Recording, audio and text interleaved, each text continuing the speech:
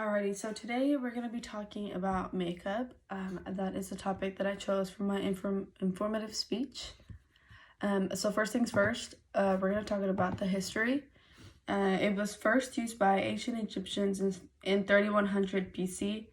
And to be more specific, women of Egypt decorated their eyes by applying a dark green color to the underlid and to the eyelashes to blacken them with kohl.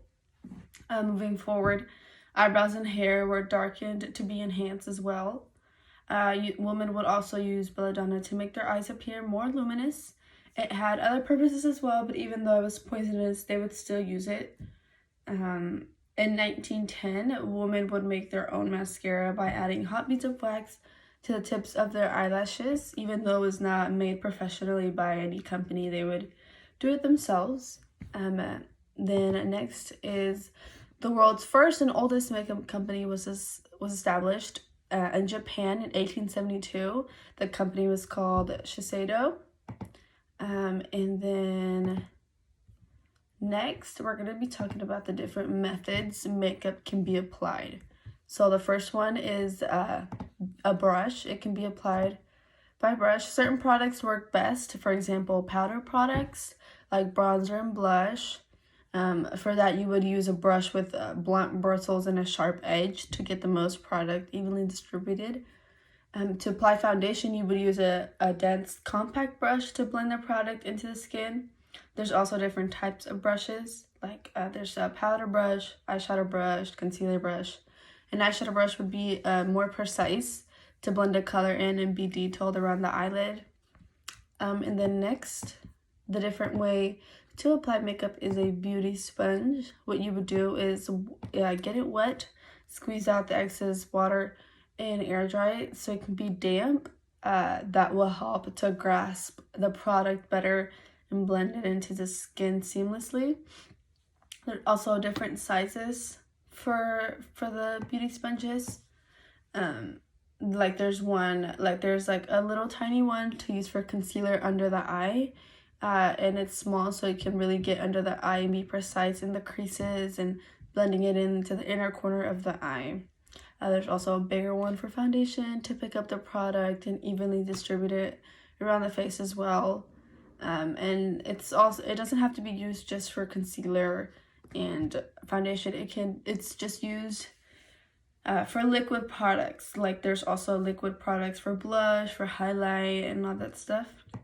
And then the other method you can also do is fingers. Experts say sometimes it is better to blend makeup with your fingers to get the product to look more natural and blend into the skin more so it won't look too cakey. Liquid blush, you can use that as well to blend in with your fingers to give it a more natural look. And then the next thing we'll be talking about is the different types of makeup. So first, there is primer. It's going to be the base of the whole makeup process. It's the first thing that you do. You apply it before any product, and it reduces the appearance of pore size. It prolongs the wear of makeup and helps for a smooth application. There's also different types of primers. Like there's one to minimize pores. There's one to look matte, like if you have more of an oily skin. And there's also primers to look more luminous if you have dry skin, to add a shimmer into the face, to add a natural glow. There's different types of primers. Next is foundation. What you want to do with the foundation is use a shade that perfectly matches your skin tone so it can look natural and really blend out the blemishes and cover the imperfections. It also evens out the skin tone if you have redness, if you have dark under eyes, if you have anything on the face. And the foundation can be liquid, cream, or powder. And then next is concealer. So there's two different types of concealers. There's one used for the under eye. You'll use a shade lighter than your skin tone so it can brighten up the dark circles under there. And then the other type of concealer is mostly used for blemishes. Like if you have a pimple that really needs the coverage, you're going to use the shade of the same skin tone so it can blend in with the foundation. It will just add another layer on on there. Next is powder. It will be applied after the foundation and concealer, and the powder will set those products. It will give it a matte finish, and it'll give it a base to add the other powder products like the blush, the bronzer, and all that stuff, instead of adding it on a wet base like the foundation if you don't set it. Next is blush. That one's pretty self-explanatory. It adds color to one's cheeks. It's usually a light pink to give a natural color off on the face, or like a sunburnt look. Some girls like that sunburnt look on their face. Next is bronzer. It also gives skin color by adding a golden or bronze glow. It's applied on the cheekbones as well. It'll contour the face and give it an illusion. Next is highlight. It is meant to draw attention to the high points of the face as well as to add a glow. Some contain shimmer as well, and it can also be liquid or powder. Next is eyebrow pencil. That one defines the eyebrows. It can also be used to fill in the bald spots of the eyebrows, or it can be used to create the shape of one's desired eyebrows. If you don't like the shape, you can basically create a new one with the eyebrow pencil. Next is eyebrow gel. It kind of serves the same purpose of a powder does to the foundation. It sets the product. So what the eyebrow gel does, it sets the eyebrow pencil product in place and the eyebrow hairs in place as well. Next is mascara. It lengthens, darkens, and thickens the eyelashes, and that's all it's used for, really. Next is eyeliner.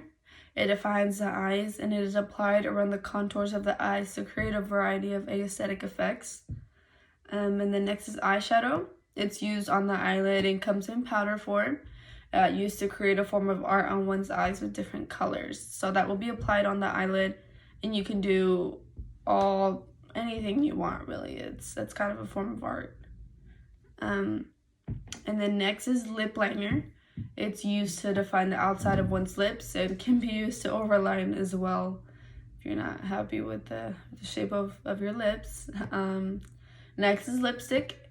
That one's kind of obvious. It adds color to the lips. It highlights the lips and make them more noticeable. And some also hydrate the lips as well.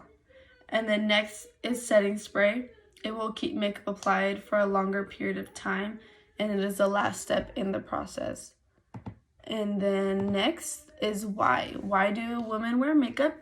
An average of 44% of American women do not leave the house without wearing makeup. That can be either to look presentable, to not look like they just woke up, to boost their confidence, to get their day going, to cover any imperfections.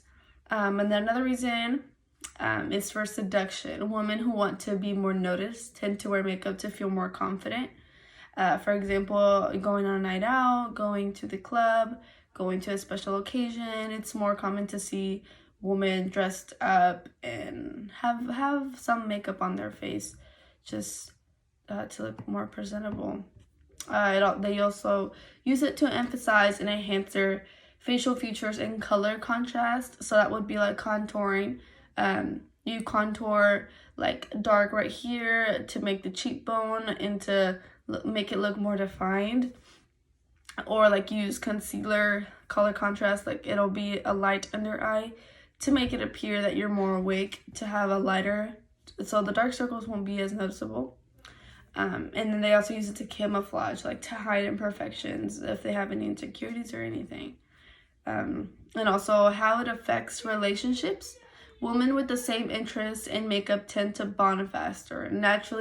They're naturally drawn to people who are like each other.